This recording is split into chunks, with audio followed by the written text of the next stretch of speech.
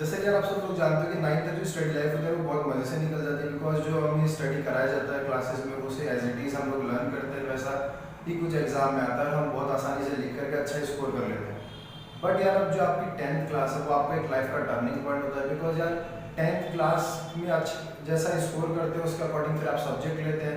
आपको डॉक्टर बनना है, आप इंजीनियर बनना है, सीए बनना है, फिर कुछ और बनना है, एग्रीकल्चर लेना है, आर्ट्स लेना है, जो भी सब्जेक्ट लेना आता है वो आपके 10th के बेसिस पे ज़्यादातर डिसाइड होता है। सो यार 10th इज टर्निंग पॉइंट, और यार उस टर्निंग पॉइंट में आप लोग 8-8 10-10 घंटे टेबल चेयर से चिपक के स्टडीज़ करते हैं। एक अच्छा टारगेट आपके माइंड में होता है, 90-95%, 90 अबाउ तक का आप टारगेट लेकर के चल रहे होते हैं यार। एंड उसी वक्त यार आपके पेरेंट्स जो कि यार सब कुछ है आपके लिए, वो यार डिसाइड करते हैं, वो चाहते हैं कि आप डॉक्टर बने, आप इंजीनियर बने, आप सीए बने। एंड डेफिनेटली यार जो आपका हार्डवर्क है, आपके टीचर्स के रेस्पॉन्स है, आपके प्री बोर्ड के परफॉर्मेंस है, उन सबसे पता चलता है कि आप बहुत अच्छा स्कोर करने वाले हो 10th के एग्जाम में। अब यार आपका 10th का एग्जाम खत्म होता है एंड डेफिनेटली जैसा सोचा गया था आपका बहुत अच्छा स्कोर आता है, आप 90 अबव परसेंट स्कोर करते हो। अब यार जब आप 90 अबव परसेंट स्कोर करते हो ना, तो मैक्सिमम इंडियन फैमिली का सिस्टम है यार, सबकी नहीं कह रहा हूँ, मैक्सिमम इंडियन फैमिली में सिस्टम होता है कि आपको दो ऑप्शन मिलते हैं, मैथ्स बायो।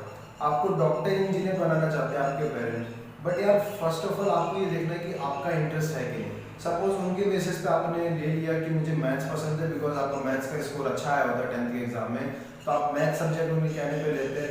फिर यार वो सोचते हैं कि आपको किसी अच्छी कोचिंग में एडमिशन कराते हैं, सपोज दैट इंडिया का स्टडी हब है कोटा, तो आपको कोटा में लेके जाते हैं, वहाँ पे आप बड़ी बड़ी कॉर्पोरेट ऑफिस जैसी बड़ी बड़ी बिल्डिंग्स होती है, और यार वो बड़ी बिल्डिंग्स ही आपको अट्रैक्ट कर लेती है।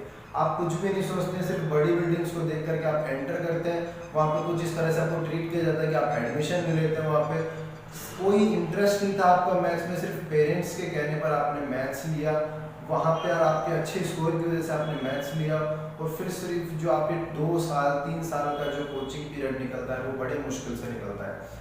सो यार इस तरह से आपको कभी भी किसी के प्रेशर में, किसी के फोर्स में आकर के आपको सब्जेक्ट चूज़ नहीं करना है, अपने इंटरेस्ट के बेसिस पे सब्जेक्ट चूज़ करें।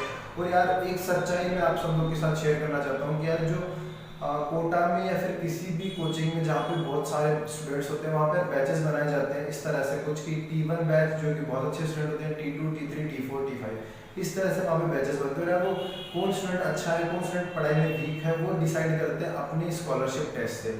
एक स्कॉलरशिप टेस्ट होता है, हर कोचिंग का अलग अलग नाम से होता है, तो यार वो स्कॉलरशिप टेस्ट के अकॉर्डिंग वो डिसाइड करते हैं कि आप किस लेवल के स्टूडेंट। आप अगर स्कॉलरशिप टेस्ट में बहुत अच्छा स्कोर करते तो आपको T1 बैच में रखा जाता है, थोड़ा कम स्कोर किया जाता है तो T2 में, और अगर आपका स्कोर बहुत ही कम होता है तो आपको T5 जैसे बैच में डाला जाता है।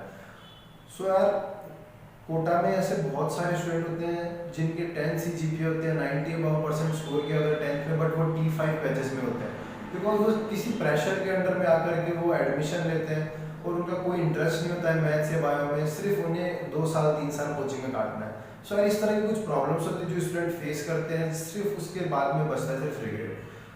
सो यार अब हम लोग इस वीडियो में कुछ ऐसी पॉइंट्स डिस्कस करने वाले हैं कि आपको कोचिंग लेना चाहिए, नहीं लेना चाहिए, कोचिंग लेना चाहिए तो किस बेसिस पे लेना चाहिए, ऑनलाइन लेना चाहिए कि ऑफलाइन लेना चाहिए। सो यार रिक्वेस्ट करूंगा कि आप वीडियो को एंड तक देखें, कोई भी पॉइंट स्किप ना करें, और यार चैनल को सब्सक्राइब करें, वीडियोस को अपने फ्रेंड्स के साथ शेयर करें, वीडियोस को लाइक करें। आपकी प्रीवियस वीडियो में जो मेरे लिए सपोर्ट था, thank you very much for that. So without wasting the time let's start with the video. So यार सबसे पहले अगर बात कर ले कुछ इंडिया में ऑफलाइन और ऑनलाइन टॉप कोचिंग्स के बारे में, तो सबसे पहले अगर ऑनलाइन कोचिंग्स की बात करें तो Unacademy is on the top, Vedantu, e Saral, Byju's, Amazon academy जो कि एकदम नई नई आई है, topper Aakash digital. So this are the top online coaching जिनमें आप एडमिशन ले सकते हो, बहुत रेपुटेड कोचिंग्स हैं।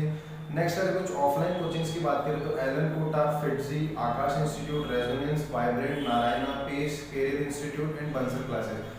सो this are the top offline coachings. अगर आप डिसाइड कर चुके हैं कि आपको कोचिंग लेना है, आपका इंटरेस्ट है मैथ्स या बायो में, तो आप डिसाइड कर चुके हैं, तो यार ये कुछ ऑफलाइन और ऑनलाइन टॉप कोचिंग्स हैं जिनके बारे में मुझे लगा कि आपको ज़रूर बताना चाहिए। सो मैंने इस वीडियो में आपके साथ शेयर किया है।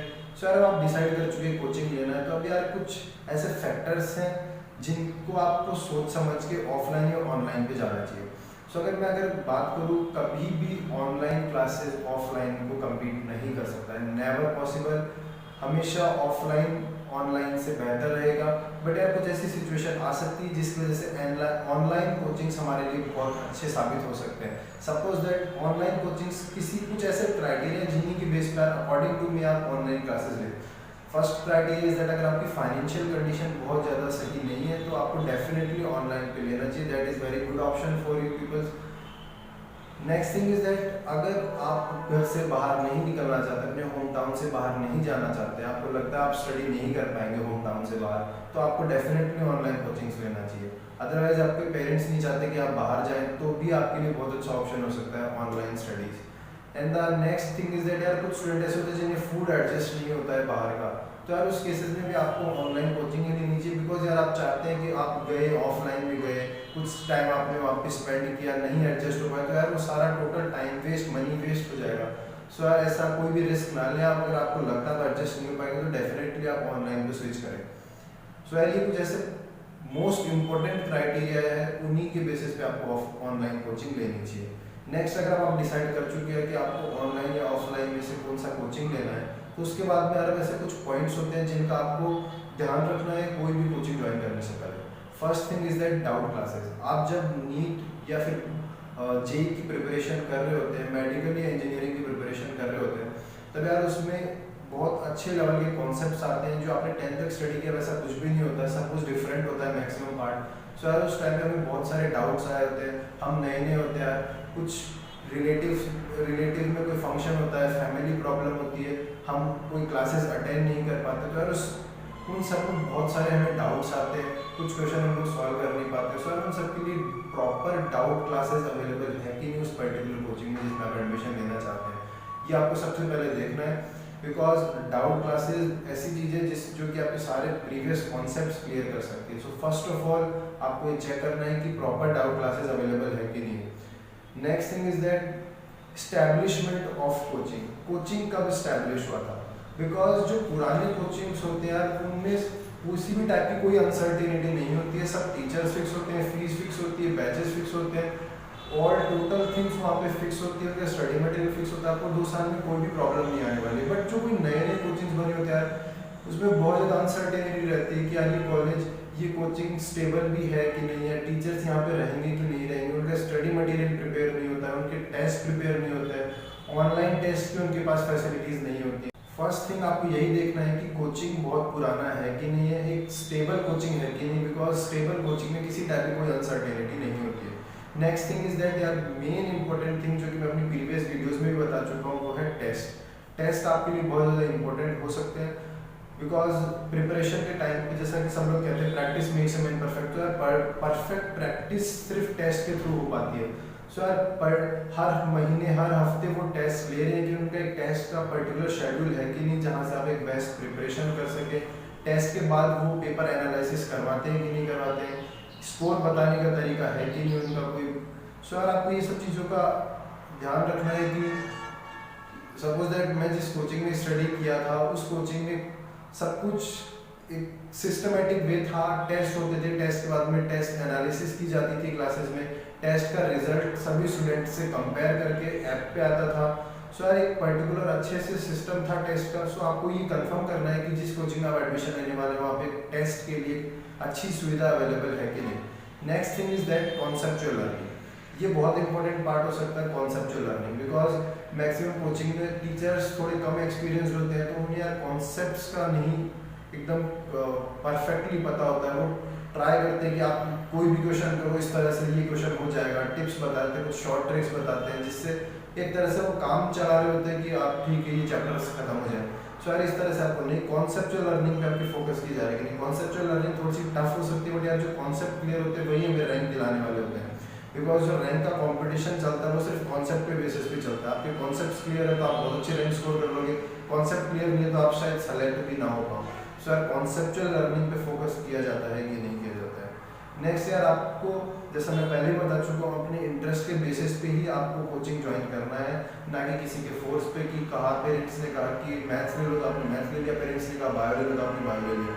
आपको इंटरेस्ट हो तो ही आप ज्वाइन करें, जिस सब्जेक्ट में आपको इंटरेस्ट हो वही सब्जेक्ट आप लें, तभी इंडिया का टॉप कोचिंग भी कुछ नहीं कर सकता अगर आपका इंटरेस्ट नहीं है तो। नेक्स्ट थिंग इज दैट किसी भी कोचिंग को ज्वाइन करे तब ये ना देखे कि यार उसने कितनी टॉप रैंक्स दी है, बिकॉज टॉपर एक ही आना है। थोड़ी सी आपको बात अजीब लग सकती है, बट टॉपर सिर्फ एक ही आना है। सिलेक्शन लाखों हो सकते हैं बट टॉपर सिर्फ एक ही रहेगा। शायद अगर आप टॉप कर रहे हैं, आपको फर्स्ट रैंक आनी, तो आपके फ्रेंड को तो फर्स्ट रैंक नहीं आनी है ना, बिकॉज फर्स्ट रैंक आप होल्ड कर चुके हैं। सो कभी भी टॉपर के बेसिस पे आपको कोई भी कोचिंग ज्वाइन नहीं करनी है। आपको ये देखना है कि एवरेज पासिंग स्टूडेंट्स के नंबर कितने। सपोज अगर 100 स्टूडेंट ने एडमिशन लिया तो उसमें सिर्फ 2 ही स्टूडेंट पास कर पा रहे हैं एग्जाम को। सो यार वो चीज़ सही नहीं है। आपको कभी भी टॉपर के बेसिस पे एडमिशन नहीं लेना है। आपको देखना है कि इस कोचिंग में 100 स्टूडेंट ने एडमिशन लिया तो 50 सिलेक्शंस हो रहे हैं कि नहीं हो रहे। सिलेक्शन रेशियो के बेसिस पे ही आपको कोचिंग को ज्वाइन करना है। Next thing is that student का फीडबैक आप जरूर लें। जिस भी कोचिंग में आप एडमिशन लेने की सोच रहे हैं, वहाँ से जो स्टूडेंट पहले से पास आउट है, वहाँ पे जो एल्यूमिनी है वहाँ के, उनसे आप जरूर फीडबैक लेके किस तरह का कोचिंग था, क्या फैसिलिटीज अवेलेबल थी।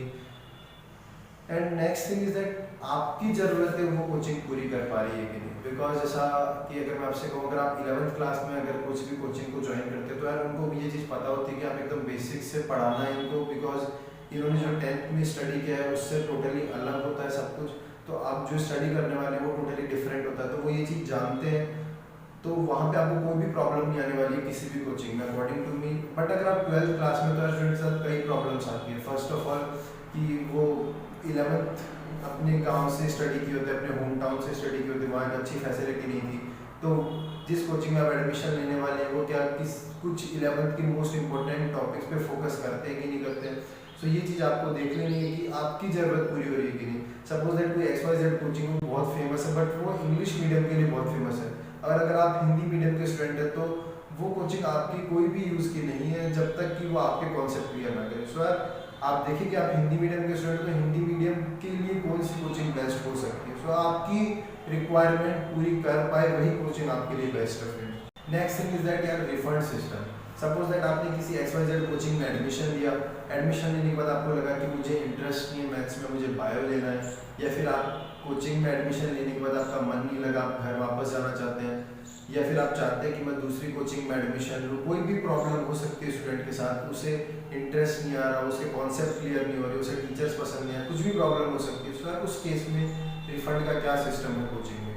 सो आपको ये चीज़ जरूर जान लेनी है कि रिफंड का भी एक पर्टिकुलर अच्छा सिस्टम होना चाहिए, ताकि आपको अगर मिड प्रिपरेशन में अगर कोई भी प्रॉब्लम आए तो आपकी जो मनी टाइम जो वेस्ट हुआ है उसको आप वापस से रिकवर कर सके फ्रेंड्स। सो यार this are the top points जिनका आपको ध्यान रखना है किसी भी कोचिंग को ज्वाइन करने से पहले, ताकि यार आपने जो 2 या 3 साल या जो 1 साल है आपका कोचिंग का, उससे आप अच्छी तरह से कंप्लीट करके एक अच्छी रैंक स्कोर कर सके। सो यार friends, thank you for watching the video completely. If you like this video अपने फ्रेंड्स के साथ जरूर शेयर करें, जो भी कोचिंग में एडमिशन लेने वाले हैं या फिर एडमिशन ले चुके हैं, फ्रेंड्स के साथ जरूर इस वीडियो को शेयर करें, वीडियो को लाइक करें, चैनल को सब्सक्राइब करें। Thank you so much.